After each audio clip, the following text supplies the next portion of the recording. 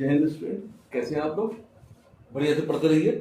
आज बच्चों नए टॉपिक स्टार्ट करेंगे, laws of motion, LOM lecture 1 NDA 2024 physics. ठीक है बेटा, जो लॉज ऑफ मोशन है बेसिकली यहां पर जो सेंट्रल कंसेप्ट रहेगी वो फोर्स की रहेगी। जो लॉज ऑफ मोशन है रिगार्डिंग फोर्स के ही हैं। ठीक है, ये तीनों चीजें जो है फोर्स के बारे में कुछ ना कुछ इंडिकेट करती हैं। पहले समझते हैं लॉज को। First law, every body continues in its state of rest और of uniform motion in straight line unless it is acted upon by an external force to change that state. इसका मतलब ये है, अगर कोई बॉडी रेस्ट पर है तो रेस्ट पर ही रहेगी, या कोई बॉडी स्ट्रेट लाइन में यूनिफॉर्मली यानी कि यूनिफॉर्म कांस्टेंट वेलोसिटी से चल रही है, चलती ही रहेगी जब तक कि उस पर कोई एक्सटर्नल फोर्स काम ना करे। ठीक है, तो अगर एक्सटर्नल फोर्स काम करता है, कोई बॉडी रेस्ट में है तो रेस्ट में ही रहेगी जब तक कि एक्सटर्नल फोर्स काम ना करे। इसका मतलब यह हो गया कि बॉडी को रेस्ट पोजीशन से डिस्टर्ब करने के लिए, चलाने के लिए we need an external force, हमें फोर्स की जरूरत होगी। या कोई बॉडी यूनिफॉर्मली चल रही है स्ट्रेट लाइन में तो चलती ही रहेगी जब तक कि उस पर कोई एक्सटर्नल फोर्स काम ना करे। इसका मतलब अगर मूविंग बॉडी को रोकना है या उसकी वेलोसिटी में चेंज करना है, we need an external force. ये इस बात को इंडिकेट कर रहा है। अगर कोई, फिर से हम देखते हैं, अगर कोई बॉडी रुकी है, रुकी ही रहेगी, चल रही है, चलती ही रहेगी इन straight line with uniform speed और वेलोसिटी जब तक कि उस पर कोई एक्सटर्नल फोर्स काम ना करे। ठीक है, तो बेटा यहां पर जो फर्स्ट लॉ ऑफ मोशन है, ये गिवन बाय द न्यूटन, तीनों लॉज न्यूटन ने दिए हुए हैं। This first law is called also called law of inertia. इसको हम क्या बोलते हैं? लॉ ऑफ इनर्शिया भी कहते हैं। First law of motion is also known as law of inertia. Inertia बेटा, इनर्शिया यानी इसी की प्रॉपर्टी को बता रहा है। अगर कोई रेस्ट में बॉडी है तो रेस्ट में ही रहना चाहती है, this property is called inertia of rest. अगर कोई बॉडी यूनिफॉर्म मोशन में है, ठीक है, तो यूनिफॉर्म मोशन में ही रहना चाहती है, it is inertia of motion. अगर कोई बॉडी, इसको मैं ऐसे भी इंडिकेट कर सकता हूं, कोई एक पर्टिकुलर डायरेक्शन में चल रही है तो उसी डायरेक्शन में चलते रहना चाहती है, उसी को बेटा हम इनर्शिया ऑफ डायरेक्शन कहते हैं। तो इनर्शिया एक तरीके से, इनर्शिया एक प्रॉपर्टी है, प्रॉपर्टी। और ध्यान रखिए बेटा, इनर्शिया डिपेंड्स अपॉन मास। ये प्रॉपर्टी है जो किस पर, इनर्शिया किस पर डिपेंड करता है, या inertia depends upon mass. Inertia mass पे डिपेंड करेगा।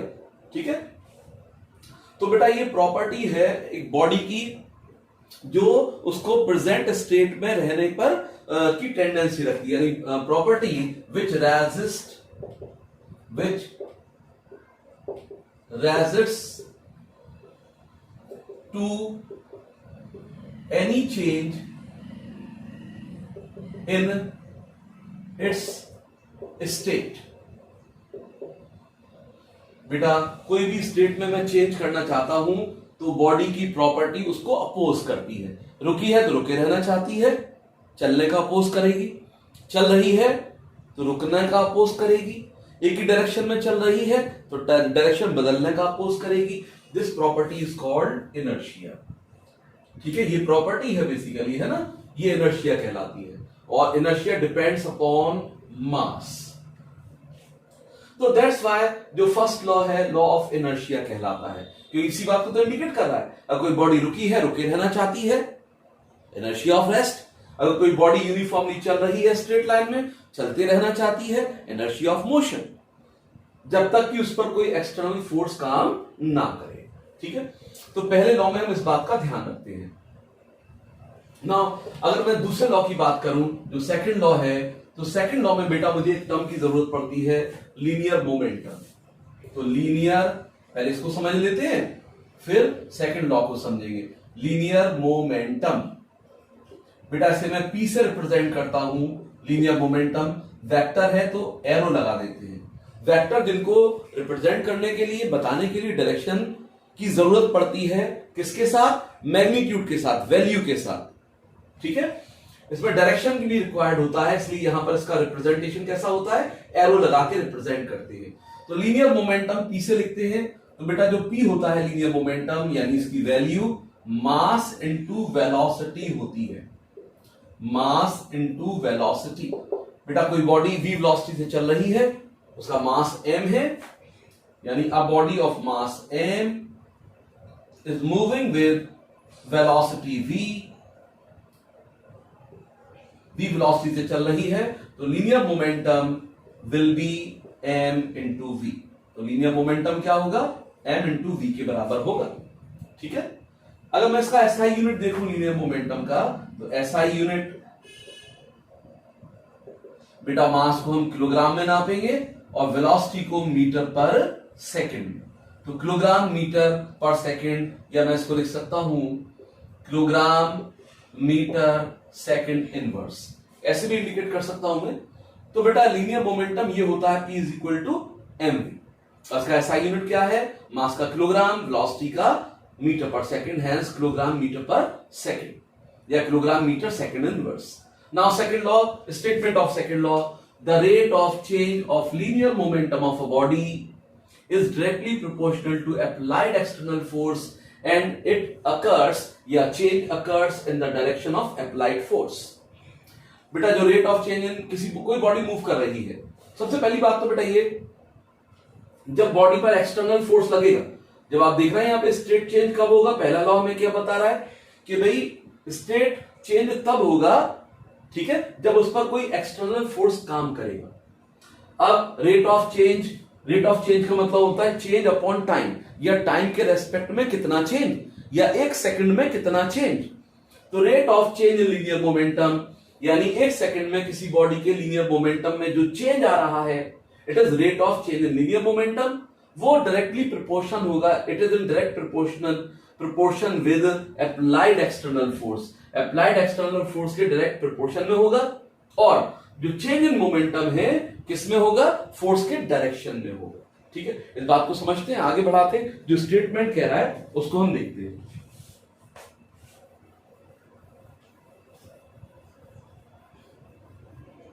अब बेटा रेट ऑफ चेंज को मैं डेल्टा से लिख देता हूं, ये डेल्टा क्या साइन है, ये ट्राइंगल की तरह डेल्टा, ये चेंज को बताता है, चेंज को हम ऐसे रिप्रेजेंट करते हैं, ठीक है। तो बेटा यहां पे कह रहा है कि rate of change in linear momentum, तो change in linear momentum upon time interval is the rate of change in linear momentum, ठीक है। ये किसके प्रोपोर्शन में है, it is in proportion of external force, ई एक्सटर्नल फोर्स, ये external force के प्रोपोर्शन में है, ठीक है। अब बेटा यहां पे as usual del p del t, ठीक है। बेटा अगर मैं ऐसे लिख दूं उसको मैथमेटिकल, ये तो स्टेटमेंट के हिसाब से लिख दिया मैंने, rate of change in linear momentum of a body is directly proportional to the external applied force, ठीक है। अब मैथमेटिकली कोई फर्क नहीं पड़ता कि मैं एफ ई एक्सटर्नल को या एफ एक्सटर्नल को पहले लिखूं या बाद में लिखूं, तो मैं यहां इसे पहले लिख देता हूं, कोई फर्क नहीं है मैथमेटिकली, ठीक है। जब भी this sign is called sign of proportionality, जब भी बेटा साइन ऑफ प्रोपोर्शनैलिटी रिमूव करते हैं, जब भी इसे रिमूव करेंगे तो क्या लगा देंगे, जब भी इसे रिमूव करेंगे एफ एक्सटर्नल एक कांस्टेंट लगा देंगे, इसको हटाया इज इक्वल टू का साइन और कांस्टेंट लगा दिया, del P upon del T. बेटा यहां पे इस कांस्टेंट की वैल्यू 1 है, ये कांस्टेंट क्या है, ये कांस्टेंट 1 है, hence I can write F external is equal to del P upon del T.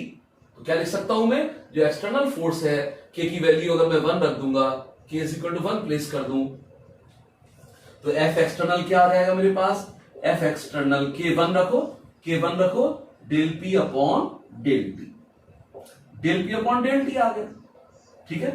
देख लो ये चीज आ रही है कि नीचे वाली, हाँ आ रही है। अब ये आ गया F external del P upon del T. बेटा डेल पी यहां पर क्या है, पी क्या है यहां पर, लीनियर मोमेंटम एम वी, तो मैं लिख देता हूं यहां पे del M V upon del T. अब देखो डेल्टा तो चेंज को बता रहा है, अब मास में तो चेंज होगा नहीं अगर कोई बॉडी इधर उधर मूव करेगी, तो मास को निकाल लो बाहर, मास बाहर निकाल लिया मैंने, तो delta we upon delta T. बेटा यहां पे delta we upon delta T, अगर मैं delta we upon delta T लिखूं, एक साथ कर दूं इसे, एम, ये एम मैंने बाहर लिख दिया, del V upon del T एक साथ लिख दिया। बेटा del V upon del T दिमाग में आ रहा है कि भाई क्या है, क्या होना चाहिए, यानी change in velocity upon time interval, change in velocity upon time interval is acceleration, तो मास इनटू एक्सेलरेशन। तो बेटा यहां पे ये क्या है, एक तरीके से एक्सेलरेशन है, इट इज एक्सेलरेशन, ये क्या है बच्चों, एक्सेलरेशन। तो एक तरीके से external force is equal to mass into acceleration. Direct question आता है बेटा, एनडीए में लगातार क्वेश्चन इस पे फ्रेम होता है, डायरेक्ट क्वेश्चन आते हैं, F is equal to M A पे करेंगे अभी क्वेश्चन, पहले यूनिट वगैरह देख ले। तो एक्सटर्नल फोर्स क्या हो गया बेटा, एम ए के बराबर। मैं फिर से सेकंड लॉ पर आ रहा हूं, the rate of change in linear momentum of a body is directly proportional to rate of change in linear momentum of a body is directly proportional to external force, ठीक है, and it occurs, जो change in momentum है force के direction में ही होगा, ठीक है। तो बेटा यहां पे मैंने एफ एक्सटर्नल पहले लिख दिया, del P upon del T बाद में लिख दिया।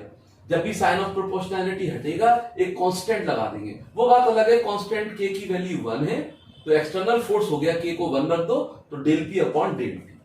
तो एक्सटर्नल फोर्स मेरे पास क्या आ गया, F external del P upon del T. बेटा डेल्टा पी, पी क्या है, लीनियर मोमेंटम एम वी, तो पी की जगह एम वी रख दिया, एम को बाहर निकाल लिया, क्योंकि कांस्टेंट है एम, बॉडी के मास में कोई अंतर नहीं पड़ेगा, तो इट कम्स आउट, तो del V upon del T रह गया, which is equal to acceleration, del V upon del T is acceleration which is represented by A, hence external force is equal to M A. तो बहुत important formula आ जाता है, simply मैं F is equal to M A भी लिख सकता हूं। तो ये सेकंड लॉ ऑफ मोशन में बता रहा है, F is equal to M A. Original statement तो यही है, ठीक है, लेकिन मैं एक ऑल्टरनेट स्टेटमेंट ये भी दे सकता हूं कि भाई सेकंड लॉ के हिसाब से external force is equal to product of mass and acceleration of the body, ठीक है। और हमेशा ध्यान रखिए कि बेटा यहां पे यानी force is equal to M A, ये इस बात को भी बता रहा है, only force produces acceleration in the body, किसी भी बॉडी में जो एक्सेलरेशन पैदा होगा वो फोर्स ही पैदा करेगा, force produces an acceleration. Acceleration का मतलब है कि भाई बॉडी की वेलोसिटी में चेंज आएगा, टाइम के साथ चेंज होगी बॉडी, जब बॉडी की वेलोसिटी बढ़ती जाती है पॉजिटिव एक्सेलरेशन, ठीक है, जब वेलोसिटी लगातार घटती जाती है negative acceleration which is also called retardation और डी एक्सेलरेशन, ठीक है ना। बेटा हमारे बड़ा इंपॉर्टेंट फॉर्मूला आ गया, F is equal to M A. तो इस पर थोड़ी और बात करते हैं।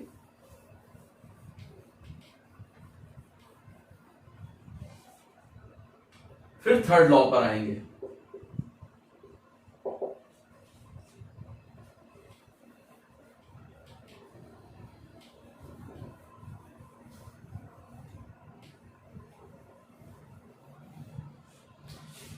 अब देखो एफ इज इक्वल टू मेरे पास क्या है, F is equal to M a है, F is equal to M A.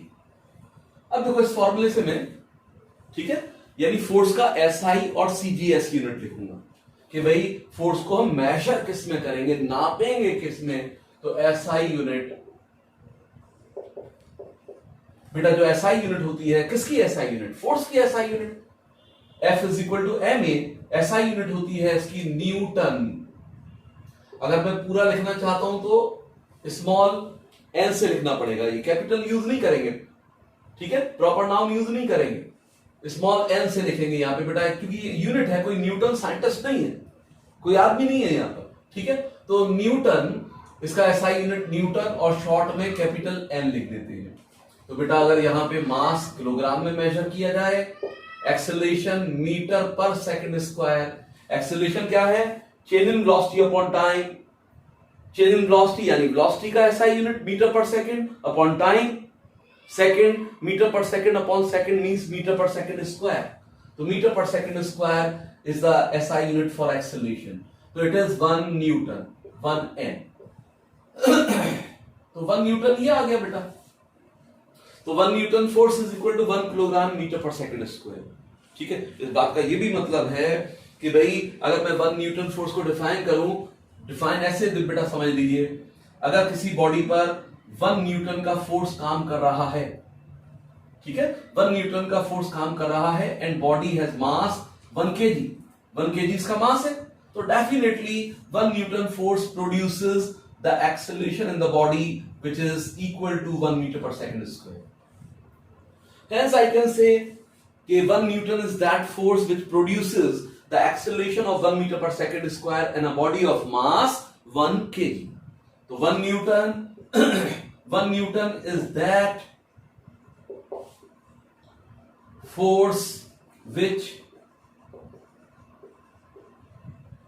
produces an acceleration of 1 meter per second square in a body of mass 1 kilogram. बेटा 1 किलोग्राम मास की body में, ठीक है, 1 न्यूटन का फोर्स 1 मीटर पर second square का acceleration पैदा कर देता है. ठीक है, इस बात का ध्यान रखेंगे. तो ये रहा बेटा इसका एसआई यूनिट.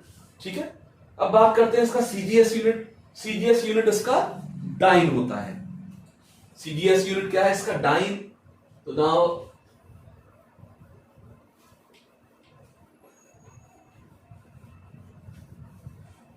ये भी यूज होता रहता है, खूब बेटा एग्जाम्स वगैरह में मिलता है.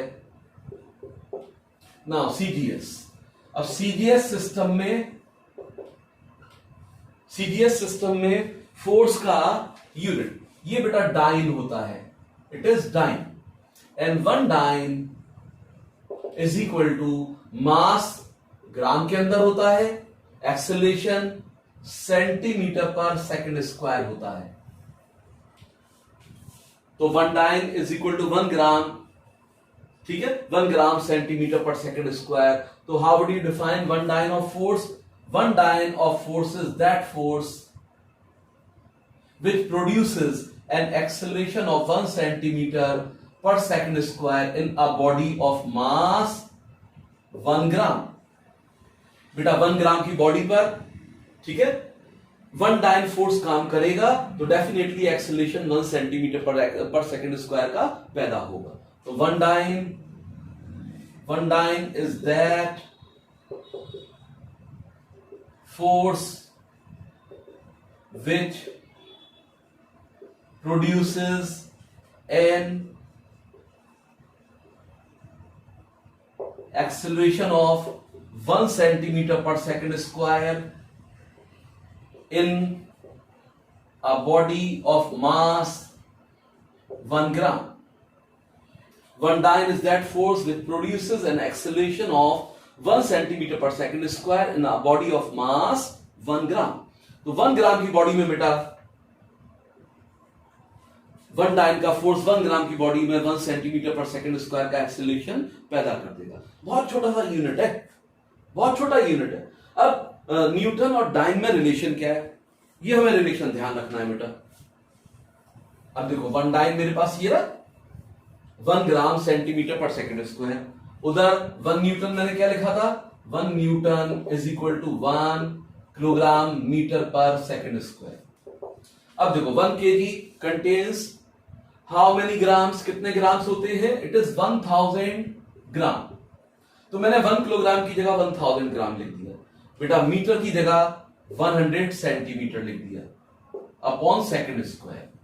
अब देखो यहां 3 जीरोस ये मिल रहे हैं, 2 ये मिल रहे हैं, तो टोटल जीरोस 10 की पावर 5. 1 2 3 4 5 और ये gram centimetre per second square. बेटा gram centimetre per second square ये part is equal to dyne. तो ये पार्ट डाइन के बराबर हो गया. Hence 10 is to the power 5 dyne. तो 1 newton has 10 is to the power 5 dyne. 1 newton बेटा 10 की पावर 5 डाइन होता है. या उल्टा लिखें 1 डाइन इज इक्वल टू, उल्टा लिखें 1 डाइन इज इक्वल टू, तो ये नीचे चला जाएगा. तो 1 डाइन अगर मैं यहां लिख दूं 1 डाइन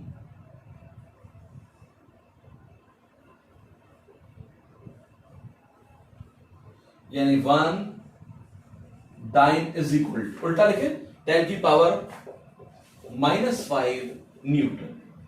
तो 1 dyne is equal to 10 raise to the power -5 newton.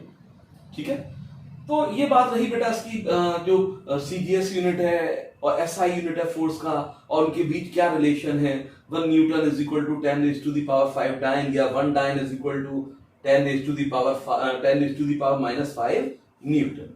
ठीक है, नाउ थर्ड लॉ हमें क्या बता रहा है, to every action there is an always an equal and opposite reaction. हर एक्शन का इक्वल एंड अपोजिट रिएक्शन होता है।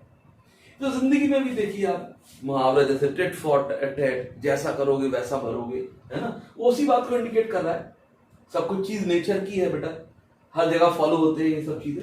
तो to every action there is an always equal and opposite reaction. ठीक है, हर यानी एक्शन और रिएक्शन, यहां पे आप फोर्सेस हैं, ये फोर्स है बेटा। ठीक है, तो इससे एक बड़ी इंपॉर्टेंट बात हमें पता चलेगी, तो उसको देखें।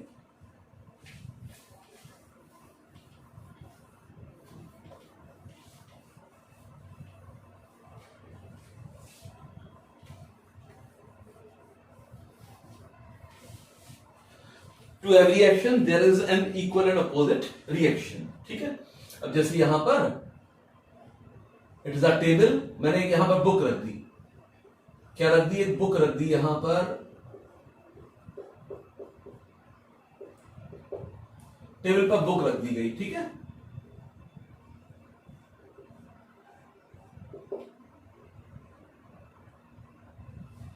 अब बेटा यहां पर इसका वेट जो होगा, वेट वर्टिकली डाउनवर्ड्स वर्क करेगा, वेट यानी कि mg नीचे काम करेगा, ये टेबल को प्रेस करेगा नीचे, टेबल भी बेटा इसका जवाब देगा mg का, लेकिन अपोजिट डायरेक्शन में। टेबल इतना ही फोर्स अपवर्ड डायरेक्शन में लगाएगा, दैट इज रिएक्शन। तो ये एक्शन हो गया और ये रिएक्शन हो गया, बस इसकी डायरेक्शन अपोजिट हो गई, mg नीचे था, उसके अपोजिटली अपवर्ड डायरेक्शन में। ठीक है, r आ गया, और इसकी वैल्यू अगर मैं लिखूं, खाली वैल्यू लिखता हूं, तो ये mg के बराबर होगी, mg के बराबर होगी। ठीक है, वैल्यू अगर मैं लिख रहा हूं, अगर मैं डायरेक्शन के सेंस में यूज करूंगा तो r is equal to -mg होगा। तो ये एक्शन रिएक्शन होता है बेटा, तो एक्शन नीचे और रिएक्शन ऊपर। ठीक है, अब देखो यहां पे तीनों लॉस का इंपॉर्टेंस क्या है। तीनों लॉज हमें फोर्स के बारे में, सभी कुछ फोर्स के बारे में कुछ ना कुछ बता रहे हैं। तीनों लॉ फोर्स के बारे में कुछ ना कुछ बता रहे हैं। तो पहला लॉ हमें ये बता रहा है, why we need a force. First law हमें क्या बता रहा है, why we need a force. पहला हमें क्या बता रहा है, फर्स्ट लॉ क्या बता रहा है, why we need a force. पहला हमें यह बता रहा है, फर्स्ट लॉ बता रहा है कि हमें फोर्स की जरूरत क्यों है। फोर्स की जरूरत है स्टेट चेंज करने के लिए।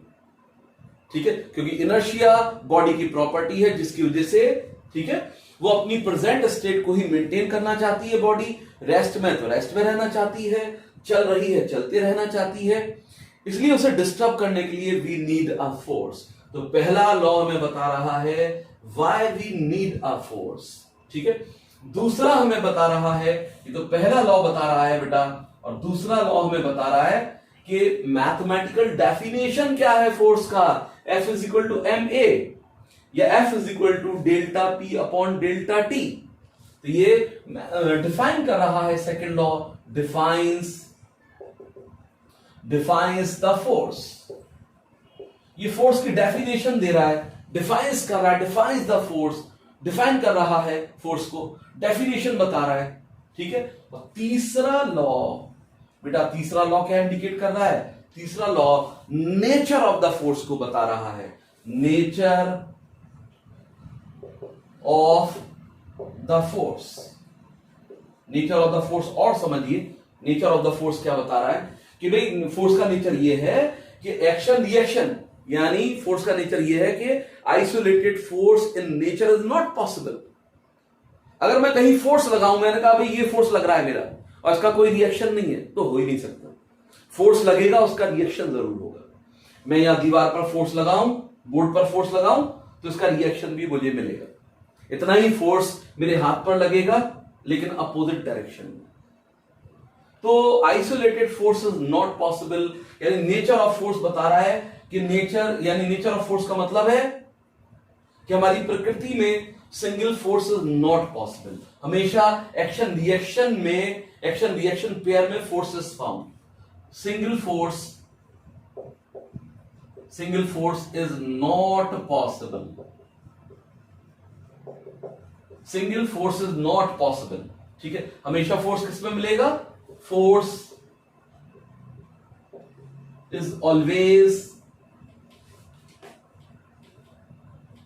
Found in action reaction pair. Action reaction pair, ये देख लेता हूं, उसे नीचे आ रहा है। हाँ आ रहा है, चलो। तो बेटा यहां पे पहले लॉ का इंपॉर्टेंस क्या है कि भाई ये बता रहा है कि why we need a force. दूसरे लॉ का इंपॉर्टेंस क्या है कि भाई दूसरा लॉ ये बताता है कि फोर्स का मैथमेटिकल डेफिनेशन कैसे बनेगा, क्या डेफिनेशन है। तीसरे लॉ का इंपॉर्टेंस क्या है कि तीसरा लॉ फोर्स का नेचर बता रहा है कि single force is not possible, force is always found in action reaction pair. हमेशा बेटा फोर्स सिंगल हो ही नहीं सकता, ठीक है, उसका रिएक्शन जरूर होगा। एक्शन रिएक्शन पेयर, हमेशा फोर्स जो है पेयर में मिलता है, ठीक है।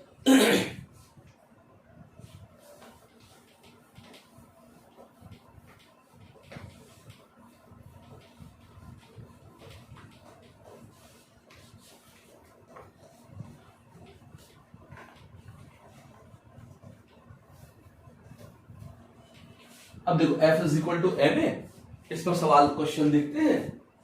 डायरेक्ट क्वेश्चन पूछे जाते हैं। इफ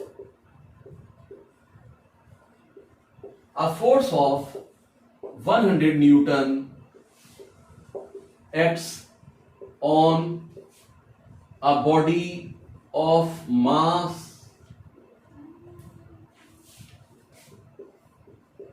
10 किलोग्राम, then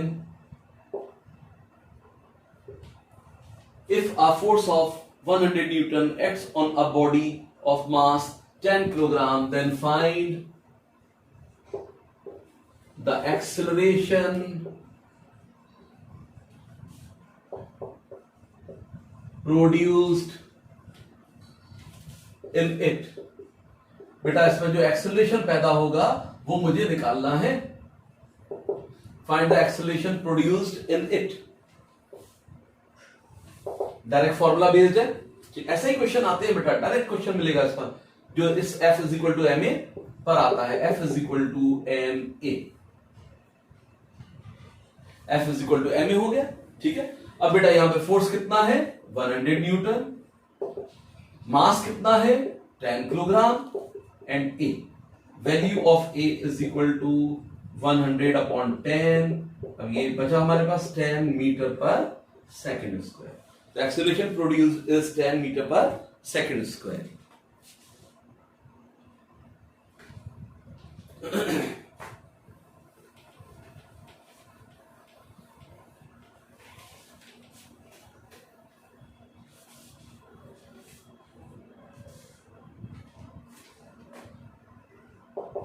अब देखो, जैसे ये बॉडी रेस्ट पर रखी है, ये बॉडी रेस्ट पर रखी है, ठीक है, इसका मास है 2 किलोग्राम। अब फोर्स, एक्सटर्नल फोर्स इस पर काम करता है। एक्सटर्नल फोर्स है 10 न्यूटन, यानी external force of 10 newton acts on a body of 2 kilogram mass which is at rest, ठीक है। अब हमें यह बताना है कि भाई जैसे इसका मोशन स्टार्ट हुआ 2 सेकंड के बाद इसकी वेलोसिटी क्या होगी। फाइंड